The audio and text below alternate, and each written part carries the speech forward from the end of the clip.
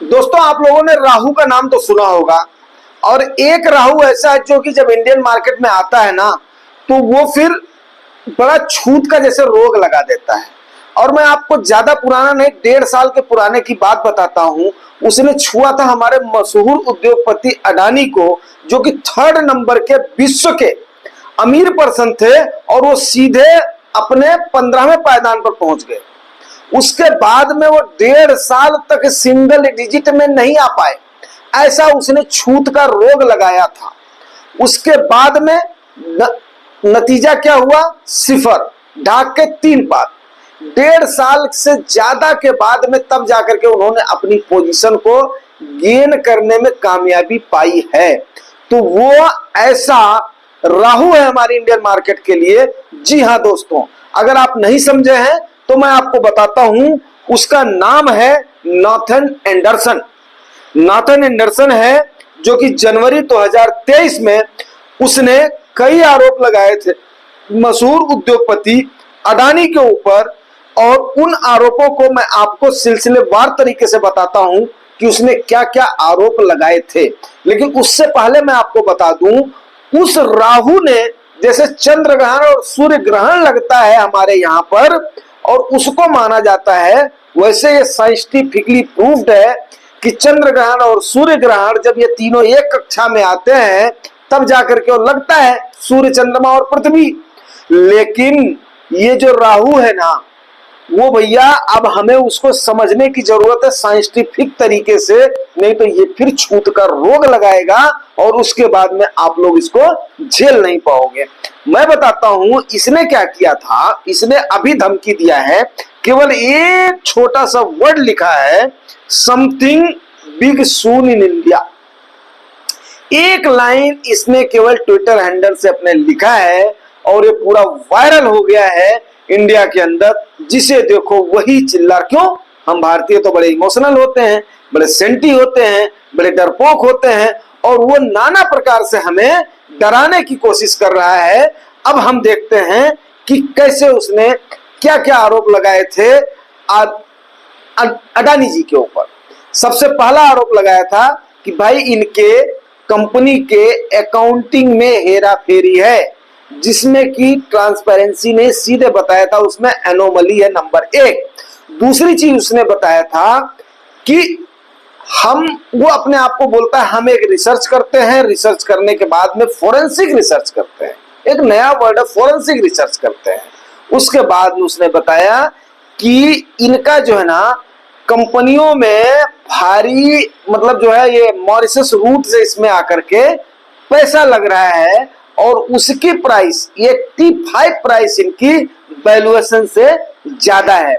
उसका नतीजा ये आया भाई साहब, कितना अमाउंट इन्होंने लॉस किया मैं आपको बताता हूं। इन्होंने लॉस कर दिया 1.5 लाख करोड़ का, तो एट ए टाइम पर इन्होंने नुकसान किया, और 4.5 लाख करोड़ की चपत लगी थी हमारे भारतीय मार्केट में। अब ये सारे आरोप इसने लगाए थे, आप लोगों को बिल्कुल ताजा ताजा याद होगा। और सबसे बड़ी बात मैं बताऊं, म्यूचुअल फंड में क्वांट एएमसी के ऊपर सबसे बड़ा फर्क पड़ा था, जो कि अच्छा देखो, ये जो अभी क्वांट रनिंग का, फ्रंट रनिंग का केस आया था, इससे पहले भी क्वांट म्यूचुअल फंड पे जब ये अडानी वाला केस आया था, क्योंकि उनकी मैक्सिमम बाइंग, वो क्या करते हैं, buying selling buying selling buying selling, holding नहीं करते हैं। तो बहुत ज्यादा फर्क पड़ा था क्वांट म्यूचुअल फंड के एएमसी के फंड्स के ऊपर। क्वांट एएमसी के फंड्स के ऊपर बहुत ज्यादा फर्क पड़ा था। और अडानी जी का तो वो कौन से पायदान पर पहुंचे, वो बात सही है। अब सवाल ये उठता है कि आखिर ये अब की बार कौन सा शगुफा छोड़ेगा, ठीक है ना। तो कहीं ना कहीं अंदर खाने से बात ये हो रही थी कि अब की बार शगुफा छूटेगा अंबानी के ऊपर।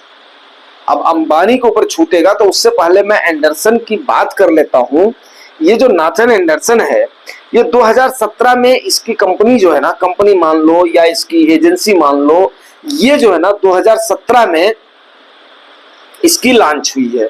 उसके बाद में ऐसा है कि हिंडरबर्ग रिसर्च नाम से 2017 में लॉन्च हुई है।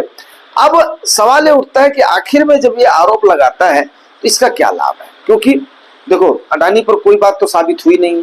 1.5 साल में उन्होंने फिर अपनी पोजीशन को पा लिया, जहां पर थे वहीं पर ही पहुंच गए, लेकिन ये 1.5 साल वो परेशान हुए हैं। नाम खराब हुआ है। उसके बाद में अगर कुछ निकल करके आया होता तब तो फिर ये माना जाता चलो ठीक है, इसकी रिपोर्ट में तो कुछ निकल करके आया है, बट जब कुछ निकल करके नहीं आया तो सवाल ये उठ रहा है कि आखिर में आदमी ऐसा करता क्यों है। तो इसका केवल सिर्फ और सिर्फ एक मकसद है भाई मेरे, कि ये आदमी क्या करता है, शॉर्ट सेलिंग करता है। शॉर्ट सेलिंग में आपको बताऊं कि ये आदमी जब उस कंपनी के नाम को बदनाम करता है, किसी उद्योगपति के नाम को बदनाम करता है, उसके बाद में ये केवल इंडिया में नहीं बाकी जगहों पर भी ये करता है। हमने क्या करना वो भी मैं आपको बताऊंगा, ये क्या करता है, इसका लाभ कैसे होता है मैं बताता हूं। फिर उसके बाद में ये उसका नाम, उसके बाद में उनके शेयर्स को, जाहिर सी बात है इंडिया जैसे देश में जहां पर जैसे मान लिया अभी आप देखिएगा इतना बड़ा हादसा हुआ था अमेरिका के ट्विन टावर का, वहां पर सिर्फ और सिर्फ दो चीजें दिखाई गई हैं। एक जहाज जा रही है किसी बिल्डिंग को हिट कर रही है, इसके अलावा वहां पर कुछ भी नहीं दिखाया गया। लेकिन अगर वही वाकया इंडिया का होता ना तो ले एरो दे एरो लाल लाल एरो राउंड में एरो राउंड में एरो ले, अपनी कमियों को हम ऐसे दिखाते हैं, ऐसी लिबर्टी हम दिखाते हैं, फिर भी हम बोलते हैं हमें आजादी नहीं है, हमें बोलने की आजादी नहीं है, हमें दिखाने की आजादी नहीं है। लेकिन भारत में ऐसी आजादी, भारत जैसी आजादी कहीं पर भी नहीं है। तो अब ये क्या करता है कि यहां पर हमारे इमोशंस का, हमारे यहाँ की जो फ्रीडम ऑफ स्पीच का ये नाजायज फायदा उठाता है, और उसके बाद में किसी न किसी उद्योगपति को क्या करेगा, उनको टारगेट करेगा, उसके शेयर्स को गिराएगा, उसके बाद में उसको खरीद लेगा सस्ते भाव पर। जब उसका भाव ऊपर जाएगा तो ये उसके बाद में उसको बेचता है। ये इसका सबसे बड़ा फायदा होता है इस आदमी का। वहां पर हमारा नुकसान क्या होता है, एक साथ हमारे यहाँ पर औने पौने की सेलिंग हो जाती है, मार्केट भी सहम जाती है, अगला उद्योगपति तो जो जाता है वो तो जाता है, बाद में अगर कुछ नतीजा निकल करके आए तो आए। अब रही बात कि इस बार हम इससे कैसे बच सकते हैं। इस बार हमें बचना ऐसे है कि आज मैंने उसमें भी डाला था, कम्युनिटी पोस्ट में भी डाला था हमने, आप लोगों ने देखा होगा, अगर नहीं देखा है तो आपसे देख लीजिएगा। हमने इसको मुंह तोड़ जवाब देना है, हमने डरना नहीं है। ये मैं आप लोगों के माध्यम से आह्वान करना चाहता हूं कि हमने इस बार डरना नहीं है, इस आदमी को मुंह तोड़ जवाब देना है। क्यों? क्योंकि हमारे पास जांच की अपनी एजेंसियां हैं, हम भारतीयों का अपना एक तरीका है।